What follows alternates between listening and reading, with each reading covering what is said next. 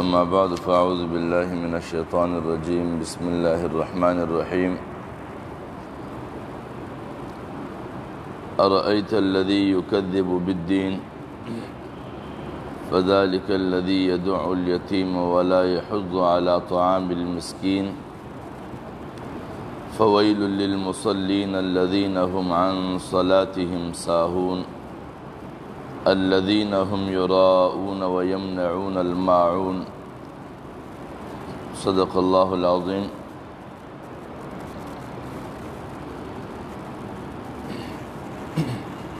آج کا زیر درس سورۃ الماعون ہے اور یہ مکی سورت ہے۔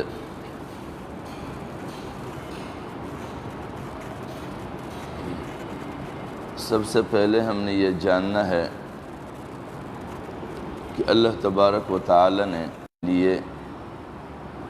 دین کے جو بنیادی تقاضے ہیں ان تقاضوں کی تکمیل ضروری ہے، لہذا آج کی یہ صورت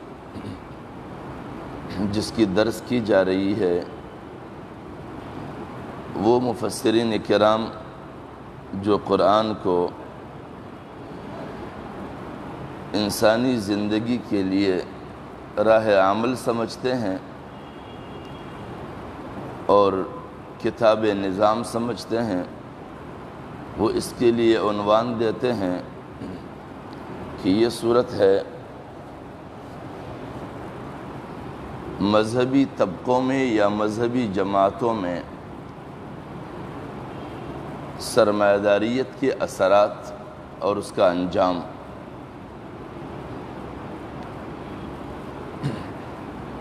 یہاں پر اللہ تبارک و تعالی فرماتے ہیں ارأیت الذی یکذب بالدین،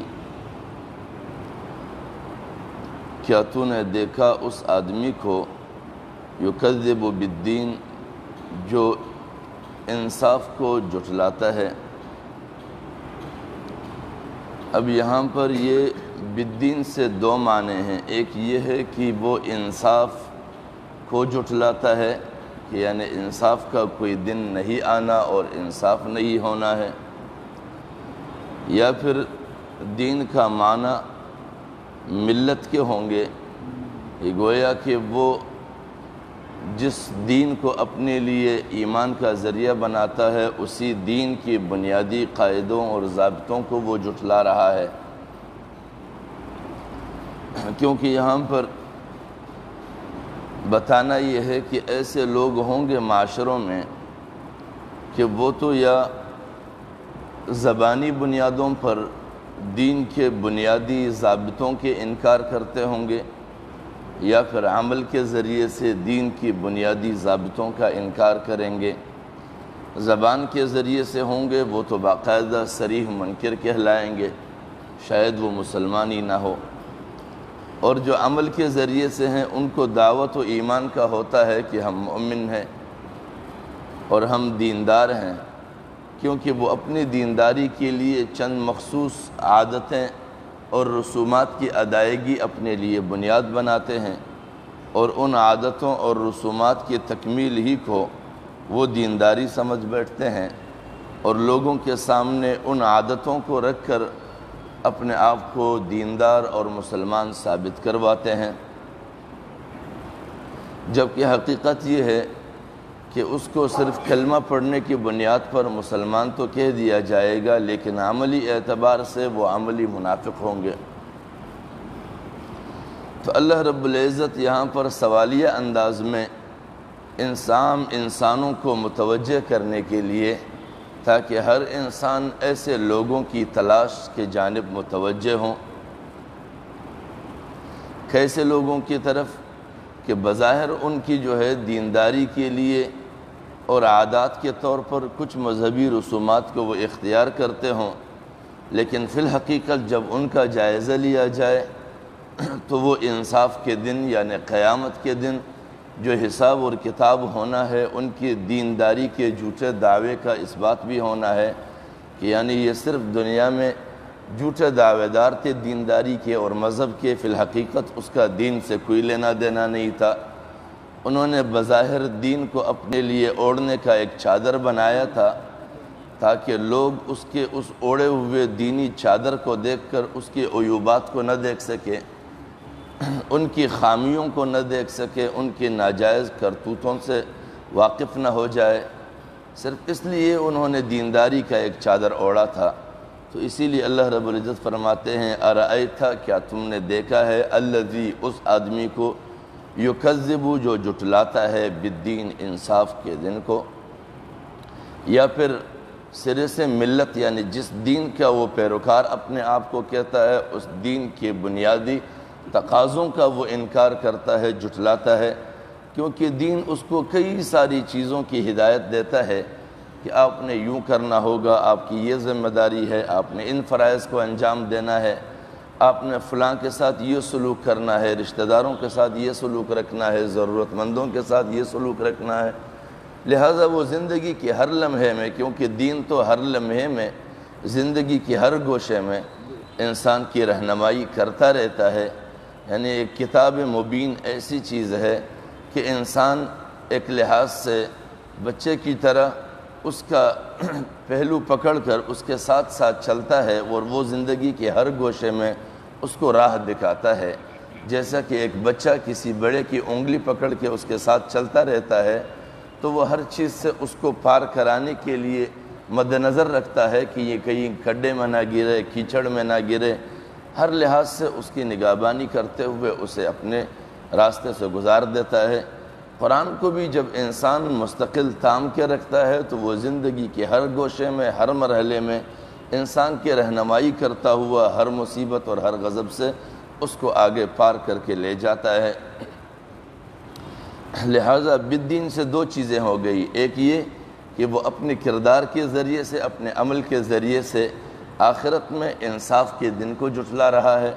یا پھر وہ اسی دین کو ہی جھٹلا رہا ہے جس دین کا وہ پیروکار ہے، کیونکہ وہ زندگی کے ہر گوشے میں اس کی رہنمائی کرتا ہے، لیکن وہ اس کی کسی بھی رہنمائی پہ کان نہیں دھرتا۔ اس نے صرف دین کی ان چیزوں کو اختیار کرنا ہے جس میں اس کا پردہ پیش نظر ہو، اس کی پردہ دری نہ ہو، اس کی عیوبات لوگوں پر ظاہر نہ ہو۔ اس کی علامات بتا رہا ہے کہ اس کی عادتیں کیا ہوں گی۔ ان کی عادتیں یہ ہے، فذالک، سو یہ وہی ہے، الذی، جو یدعو الیتیم، دھکے دیتا ہے یتیم کو۔ یعنی اس شخص کے سب سے ابتدائی عادت کیا ہوگی، علامت، وہ شخص جو آخرت کے دن کو، انصاف کو جھٹلاتا ہو، یا دین کی بنیادی ہدایات اور رہنمائی کو جھٹلانے والا ہو، اس کی سب سے اولین عادت کیا ہے کہ وہ یتیم کو دھکے دیتا ہے۔ یعنی یتیم کی اس کی نظر میں کوئی اہمیت نہیں، اور یتیم کا ایک معنی یہ بھی کیا جاتا ہے کہ یتیم سے بنیادی طور پر تو وہ یتیم ہی مراد ہے،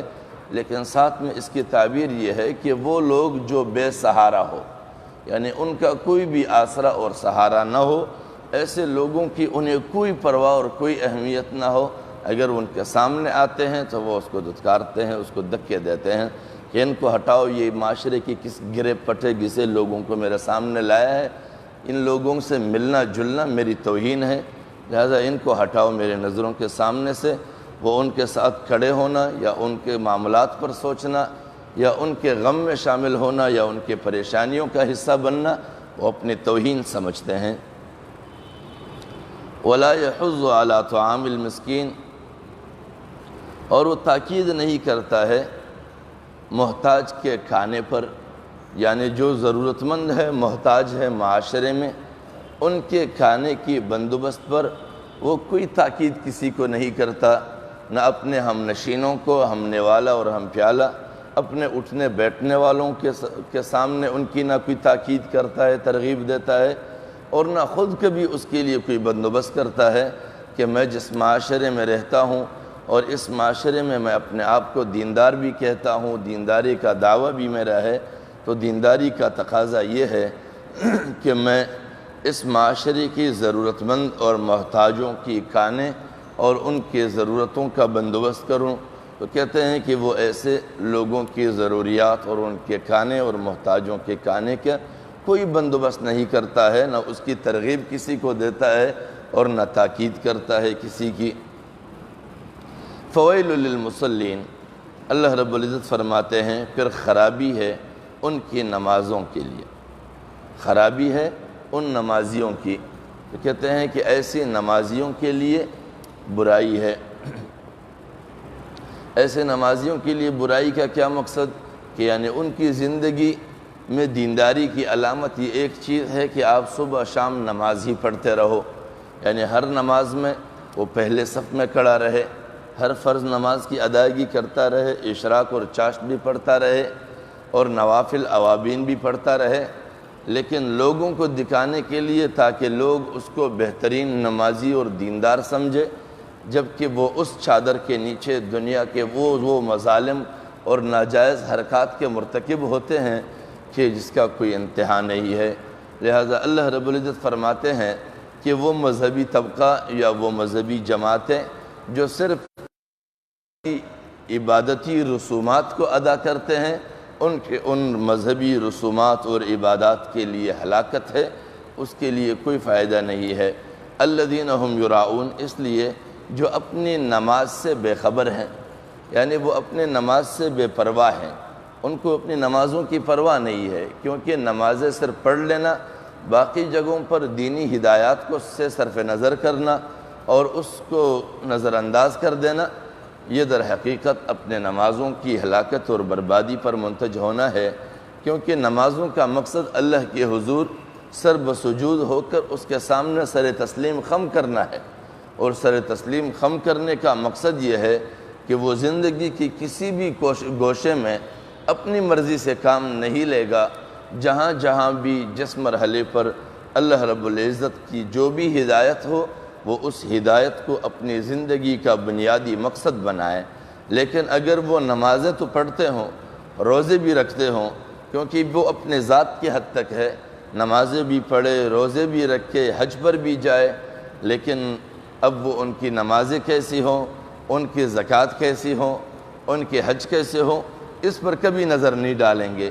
جبکہ حقیقت یہ ہے کہ اگر ان کی نمازیں دکھاوے کے لیے ہے تو اللہ رب العزت کو ان کی نمازوں کی کوئی ضرورت نہیں ہے، کیونکہ عبادات میں بنیاد جو ہے وہ روح ہے۔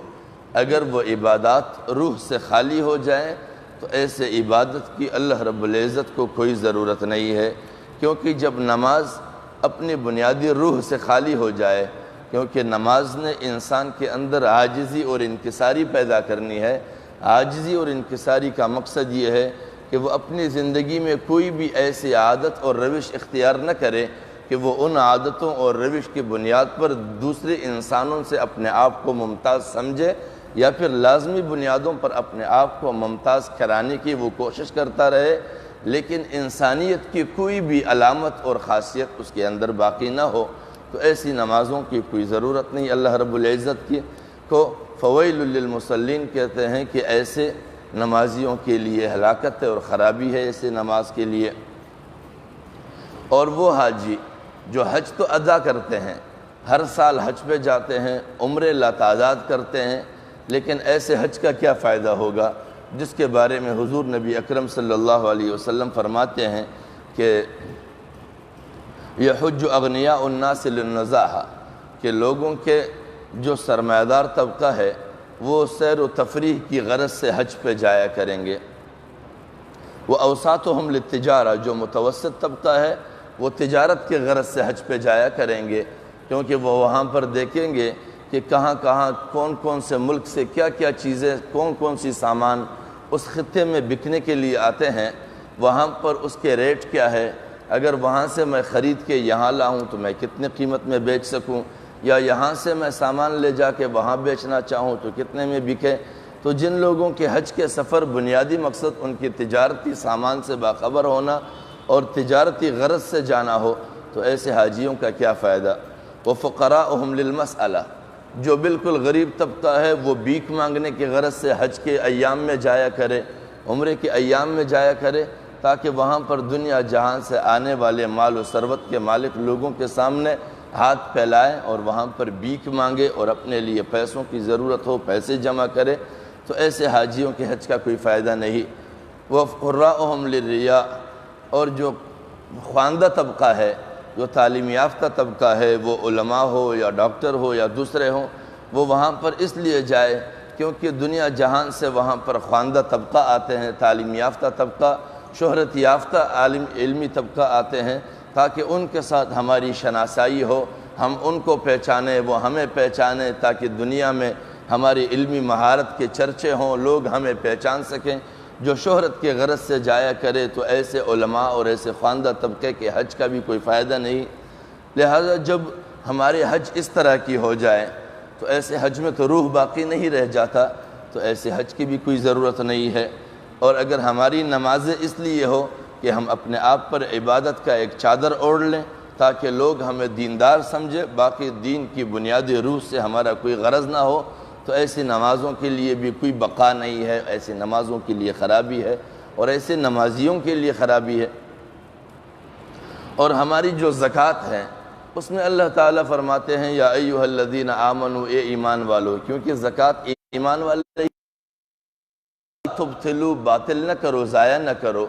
صدقاتکم، اپنے دیے ہوئے مالوں کو، بالمن والاذی، تکلیف دینے سے اور احسان جتانے کے ذریعے سے۔ لیکن ہمارے یہاں یہ عمومی روش ہے کہ جو زکوٰۃ دیتے ہیں اور خیرات دیتے ہیں، اپنے آپ کو وہ دوسرے انسانوں پر نہایت ہی ممتاز سمجھتے ہیں، اعلیٰ ترین سمجھتے ہیں، کیونکہ وہ سمجھتے ہیں کہ لوگوں کی روزی پہنچانے کا ذریعہ ہم ہیں، ہم ہی لوگوں کو کھانا کھلاتے ہیں، ہم ہی لوگوں کی مدد، جبکہ فی الحقیقت اللہ رب العزت ہی مدد کرتا ہے، وہی روزی پہنچاتا ہے، اس کے ذریعے سے روزی پہنچاتا ہے تاکہ اس کو اللہ رب العزت اجر دے۔ کیونکہ اللہ رب العزت فرماتے، حضور نبی اکرم صلی اللہ علیہ وسلم فرماتے ہیں کہ الاغنیاء وکلائی، کہ جن کو اللہ رب العزت نے مال سے نوازا ہے وہ میرے وکلا ہے، یعنی وکیل ہے میرے جانب سے، والفقراء وہ میرا کنبہ ہے، اللہ رب العزت فرماتے ہیں، یہ حدیث قدسی ہے۔ فَإِذَا بَخِلَ وَكَلَائِي عَلَىٰ عَيَالِي، جب میرے وکیل میرے کنبے کے اوپر، میرے قبیلے کے اوپر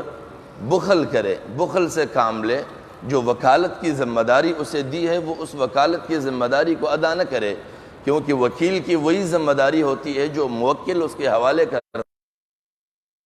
وکیل اس ذمہ داری سے ہٹ کر کوئی اور فریضہ انجام دیتا ہے، کوئی اور ذمہ داری پر لگ جاتا ہے، تو وہ ایک قسم کے خائن بن جاتا ہے وکالت میں۔ تو اللہ سے حضور نبی اکرم صلی اللہ علیہ وسلم فرماتے ہیں کا منشا یہ ہے کہ لَأَذَقْتُهُمْ وَبَالِي وَلَا أُبَالِي، میں اس کو گا اور مجھے ان کے دردناک عذاب چکھانے پر کوئی پرواہ نہیں ہوگی، کیونکہ وہ نہایت ہی خیانتدار شخص بن چکا ہوتا ہے۔ تو لہٰذا جب ہمارے زکوٰۃ دینے کی اور معاونت کرنے کی اور امداد کرنے کا یہ حال ہو جائے تو ایسے زکوٰۃوں کی اور خیراتوں کی بھی اللہ رب العزت کی یہاں کوئی حیثیت۔ لہٰذا جب ہمارے ساری عبادتیں اس طرح ہی برباد ہو جائیں تو پھر ہم دکھاوے کی ہی مؤمن ہوتے ہیں، حقیقی مؤمن نہیں رہتے ہیں۔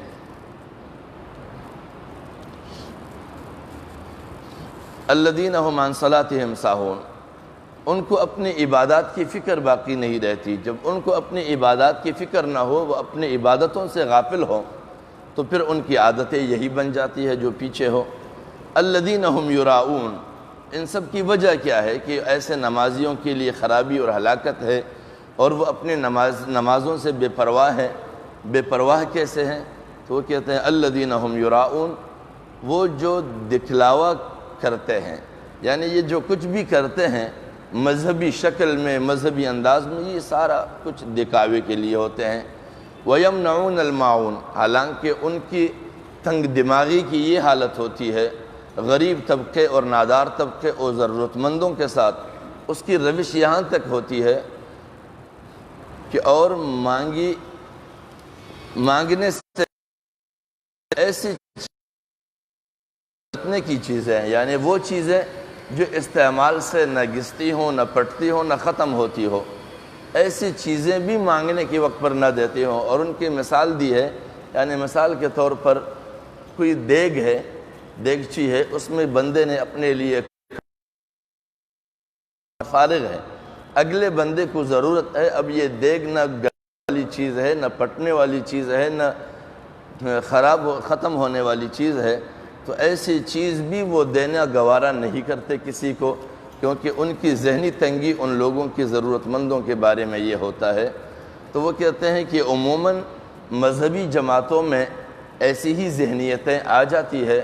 جب مذہبی جماعتوں میں ایسی ذہن آ جاتی ہے کہ وہ صرف اور صرف عباداتی رسومات کو ادا کرنا اپنے لیے لازمی سمجھے، باقی دین کی جو تقاضے ہیں کہ وہ معاشرے میں پریشان حال اور مفلوق الحال انسانوں کی فکر کریں، ان کی ضرورتوں کا احساس اپنے آپ میں پیدا کریں، خود بھی ان کے لیے تگ و دو کرتا رہے اور دوسروں کے لیے بھی وہ یہی تلقین کرتے رہیں کہ آپ ضرورت مندوں کے ضرورتوں کا احساس کریں، ان کے کھانوں کا بندوبست کریں۔ اگر وہ ان چیزوں کو نہیں کرتے ہیں تو وہ محض نام کی مذہبی جماعتیں ہیں۔ تو آج سورۃ الماعون کا خلاصہ کیا ہوا؟ سورۃ الماعون کا خلاصہ یہ ہے کہ ہر وہ شخص جو مذہب کے دعوے دار ہو، مذہبی جماعتیں بناتے ہوں، مذہبی جماعتوں کے سربراہ ہوں، اگر ان کے اندر یہ عادت ہے کہ وہ یتیم کو اور بے سہارا انسانوں کو وہ اپنے سامنے سے اوجھل کرنے کی ہمیشہ کوشش کر لے یا ان سے اپنے نظریں چرانے کی کوشش کرے، ان کو دھکے دیتا رہے، ان کی نگاہ میں اس کی کوئی اہمیت نہ ہو، اور غریب اور محتاجوں کے لیے کھانے کی وہ کوئی بندوبست نہ کرتے ہو، نہ اپنے متبعین کو ان کے لیے کوئی تلقین کرتے ہو، نہ خود اس کے لیے فکر مندی ہو، ان کا مذہب ان کے لیے کوئی فائدہ نہیں دیتا۔ فویل للمصلین، کیونکہ اس مصلین کا مقصد یہ ہے کہ عام طور پر جو صرف کا ایک قاعدہ ہے، جو عربی جو لحاظ سے صرف ہم پڑھتے ہیں، اس صرف میں یہ ہے کہ ضرب یضرب ضربا فہو ضارب، اس لیے یہاں پر ضارب کا مقصد کہ وہ اچھے طریقے سے مارنے والا ہو، تو یعنی جو صفت جس میں جس قدر سے پایا جائے وہ اسی صفت کے ساتھ موصوف ہو جاتا ہے۔ تو لہٰذا مصلین اس شخص کو کہا جاتا ہے جو صرف اور صرف نماز ہی ادا کرتے ہوں، باقی کسی چیز کی کوئی عادت اس کے اندر نہ ہو۔ تو ایک لحاظ سے اگر للمصلین کی جگہ للمسلمین بھی کہا جائے، یعنی ہر وہ مسلمان جو صرف عادات کی بنیاد پہ عبادات کو اختیار کرے، باقی دین کی کسی بھی ہدایت سے اس کا کوئی سروکار نہ ہو، تو ایسے مسلمین کے لیے ہی ہلاکت ہے، صرف مصلین کے لیے نہیں۔ الذین هم عن صلاتهم ساہون، اور وہی لیڈرشپ اور وہی قیادت جو مذہبی جماعت کے قیادت کے دعوے دار ہو یا مذہبیت کے دعوے دار ہو، اس کی ساری مذہبیت جو ہے وہ صرف دکھاوے کی مذہبیت ہے، کیونکہ اس کا وہ نام نہاد مذہبیت اسے اپنے مذہب کے تحفظ سے لاپرواہ کر چکا ہے، اپنے دین کے تحفظ سے لاپرواہ کر چکا ہے، اور وہ اتنی بھی چیز ضرورت مندوں کے حضور پیش کرنے کو گوارا نہیں کرتا جو استعمال سے کبھی ختم اور خراب نہ ہوتا ہو۔ لہٰذا جن مذہبی جماعتوں کی قیادتوں میں اور ان کی سربراہوں میں ایسے لوگ اہمیت پائے، ایسے لوگ مقام پائے جس کی دماغوں میں اور طبیعت میں سرمایہ داریت رس گئی ہو، بس گئی ہو، اور ان کی قیادتوں میں بھی سرمایہ داریت کے اثرات اور دماغ رس بس گیا ہو ان کے دماغوں میں، اور ان کی عادتیں سرمایہ داریت کی ہو چکی ہو، جو اپنے آپ اور اپنے آس پاس کے لوگوں اور اپنے خاندان کے علاوہ باقی کو انسان نہ سمجھتے ہوں، نہ ان کی ضرورت مندوں کو ضرورتوں کو ضرورت سمجھتے ہوں، نہ ان کی بے کسی کے وقت ان کی مدد کو اپنی دینی ذمہ داری سمجھتے ہوں، اور صرف محض دکھاوے کے لیے عبادات کرتے ہوں، ایسے مذہبیوں کو جھوٹے مذہبی سمجھا جائے، ان کو جھوٹے مذہب کے دعوے دار سمجھا جائے، ان کو دین کے نگہبان نہیں بلکہ دین کی رسوائی سمجھا جائے، اور دین کے ماتھے پر بدنما داغ سمجھا جائے، کیونکہ جو بھی حقیقی مذہبی ہو یا مذہبی رہنما ہو، ان کے ساتھ ساتھ یہ ان کا لازمی ذمہ داری ہوگی کہ وہ دین کے دعوے کے ساتھ ساتھ ضرورت مندوں کی ضرورت پر ان کی نگاہ ہو، اور وہ زندگی کا بنیادی مقصد اس کو بنائے، کیونکہ جب ضرورت مندوں کی ضرورت کی تکمیل ہوگی تو اللہ کی رضامندی اس کے ساتھ شامل حال ہوگا، کیونکہ حضور نبی اکرم صلی اللہ علیہ وسلم فرماتے ہیں کہ قیامت کے دن اللہ رب العزت ایک بندے سے پوچھے گا کہ مجھے کھانے کی ضرورت تھی، مجھے بھوک لگی تھی اور تم نے مجھے کوئی کھانا نہیں کھلایا، تو وہ بندہ اللہ کے حضور عرض کرے گا کہ یا اللہ تم نے تو کوئی کھانا ہی نہیں تھا، تو میں تمہیں کھانا کیسے دیتا؟ تو وہ کہتا کہ میرا بندہ مفلوق الحال ضرورت مند تھا، کھانے کے لیے بھوکا تھا، تم اسے دیتے تو وہ کھانا مجھ کو پہنچتا، یعنی اس کی بدلے میری رضامندی تجھے حاصل ہو جاتی۔ اور پھر کہے گا کہ میں بیمار تھا اور تم نے میری کوئی عیادت نہیں کی، تو وہ کہے گا کہ اللہ تو ان کمزوریوں سے بے نیاز ہو، تمہارے اندر تو منزہ اور پاک ہو، ایسی کوئی بیماری آ ہی نہیں سکتی تھی، تو میں پوچھتا کیسے؟ تو اللہ رب العزت فرمائے گا کہ فلاں بندہ میرا بیمار تھا اور تمہیں اس کا علم تھا، لیکن تم نے اس کا کچھ نہیں پوچھا، اگر تم اس کو پوچھتے تو اس بندے کی اس پوچھ گچھ پر میری رضامندی تجھ کو حاصل ہوتی۔ تو لہٰذا معاشرے میں ضرورت مند اور مفلوق الحال انسانیت کے لیے فکر مند ہونا یہ اللہ کی منشا کے مطابق ہے۔ اگر کوئی اس کے لیے لاپرواہ ہوگا اور اپنے آپ کے لیے مذہبی دعوے داری رکھے گا تو وہ جھوٹا مذہبی ہے، وہ مذہب کا لبادہ اوڑھ کر صرف لوگوں کی ہمدردیاں حاصل کر کے اپنے ذاتی مفادات حاصل کرنا چاہتے ہیں، یا سیاسی مقاصد طے کر کے اپنے لیے کوئی مقام حاصل کرنے کی تگودو میں لگا ہوا ہے، انسانیت کے لیے کوئی فکر نہیں ہے۔ لہٰذا اس صورت کی ان آیتوں کو بطور علامت اگر ہم سمجھیں تو ہم اپنے معاشروں میں اپنے درمیان رہنے والے تمام تر قیادتوں اور رہنماؤں کو اس پر پرکھ سکتے ہیں کہ کیا وہ حقیقی مذہبی ہے یا صرف نام نہاد مذہبی ہے، وہ مذہب کے چادر اوڑھ کر اپنے بدنما چہروں کو چھپانا چاہتے ہیں، یا پھر حقیقت میں وہ مذہبی ہے اور دین اور مذہب کے تمام تر ہدایات کو اپنے زندگی کے ہر گوشے میں وہ ڈال چکے ہیں اور انہی ہدایات کے مطابق اپنی زندگی گزارتے ہیں۔ اگر یہ کوئی علامت اس میں نہیں ہے تو وہ جھوٹے ہیں، اگر یہ علامتیں ان میں پائی جاتے ہیں تو وہ سچے ہیں۔ اللہ کریم جھوٹوں سے ہمیں اپنے حفظ و امان میں رکھے، اگر سچے ہیں تو ان کی حقیقتوں پر ان کی حقیقتوں کو ہم پر واضح کر دے تاکہ ہم ان کے معاون اور مددگار بن سکیں۔ وآخر دعوانا الحمدللہ رب العالمین۔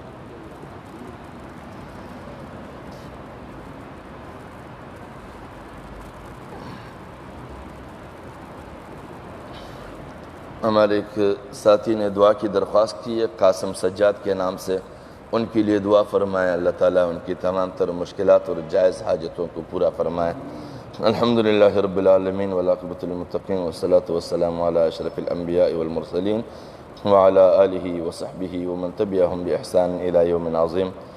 ربنا آتنا من لدنک رحمة وهیئ لنا من امرنا رشدا، وصلی اللہ تعالی علی خیر خلقی محمد وآلہ واصحابہ اجمعین برحمتک یا ارحم الراحمین۔